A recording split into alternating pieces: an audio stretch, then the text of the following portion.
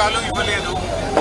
హైదరాబాద్లో bus pass తీసుకొని రోజు కోచింగ్ సెంటర్ పోయి కోచింగ్ తీసుకుందామంటే మొన్నటి వరకు 1300 రూపాయలు ఉన్న బస్ పాస్ 1630 రూపాయలు అయింది.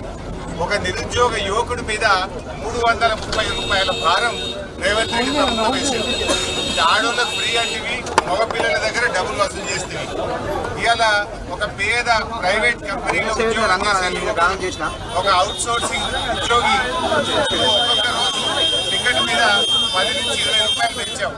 20 రూపాయలు పెరిగిందంటే నెలకు 600 రూపాయలు ఆ చిరు ఉద్యోగి మీద భారం పడుతుంది, ఆ అవుట్ సోర్సింగ్ ఉద్యోగి మీద భారం పడుతుంది.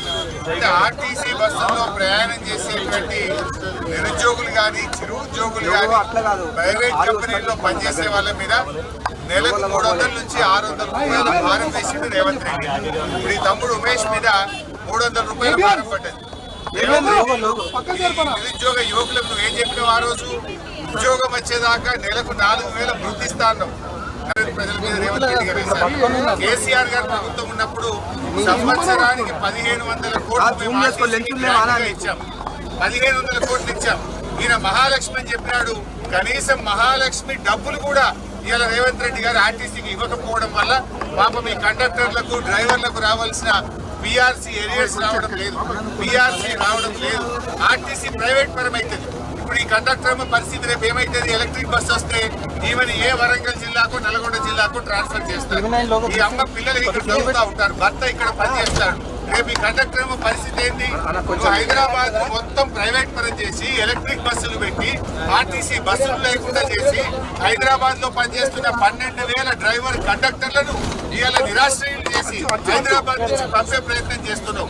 ఉప్పల్ డిపో అమ్మకానికి పెట్టినావు, మియాపూర్ లో ఉండే వర్క్ షాప్ అమ్ముకుంటున్నావు, జేబీఎస్ బస్ స్టాండ్ ను హడ్కోలో 1500 కోట్ల కుదబెట్టి బస్ స్టాండ్లను కుదబెట్టి అప్పులు చేస్తున్నావు రేవంత్ రెడ్డి.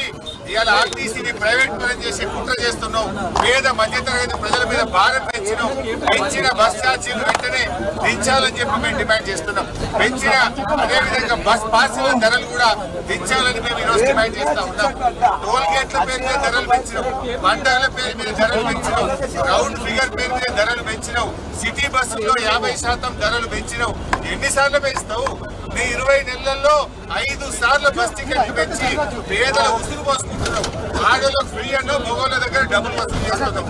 ఆడికాడికి అయిపోయా భార్య ఫ్రీ అంటే భర్త దగ్గర డబ్బులు వసూలు చేస్తే నువ్వు ఏం ఫ్రీ చేసినట్టుగా సమానం అయిపోయాయి.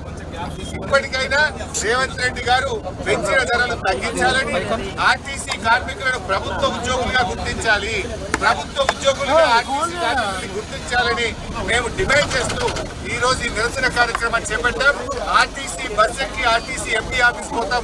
ఎండీ గారికి మెమోరాండం ఇచ్చి పెంచిన ఛార్జీలు దించాలి, ఆర్టీసీ కార్మికులను ప్రభుత్వ ఉద్యోగులుగా గుర్తించాలి.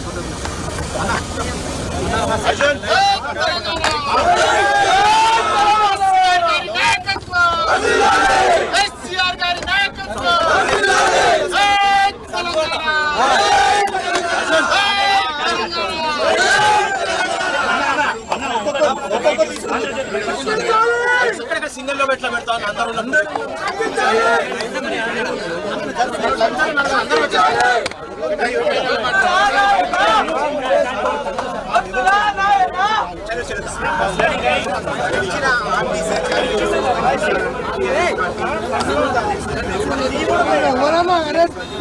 కూర్చోండి కింద కూర్చో కింద కూర్చోండి కింద కూర్చో.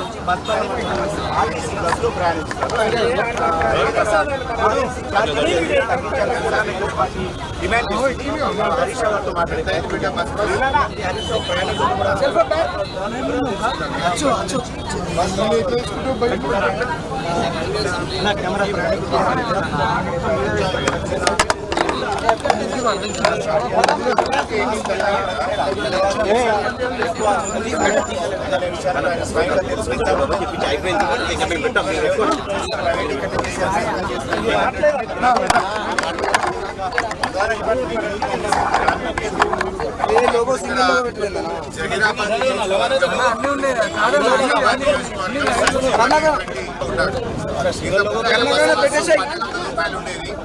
1200 బస్ ఛార్జ్ ఇప్పుడు 1900 రూపాయలు అయింది.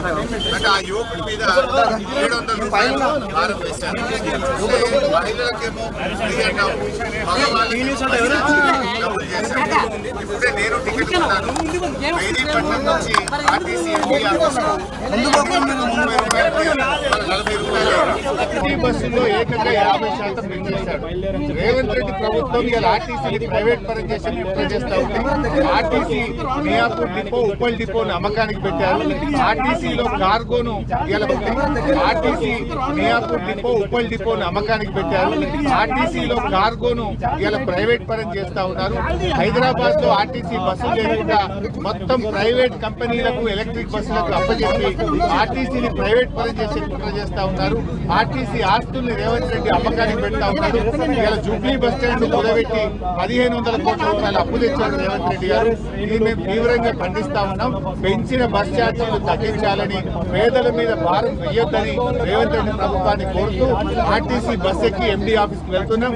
ఎండీ గారికి మెమోరాండం ఇస్తాం. ప్రభుత్వం దిగస్తే మంచిది, లేదా మా పోరాటాన్ని ఉధృతం చేస్తాం.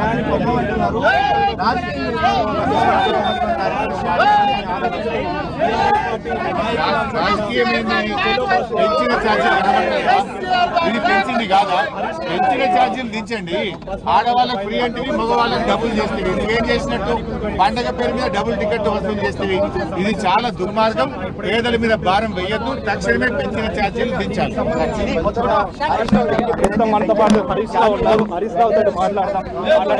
చెప్పండి ముఖ్యంగా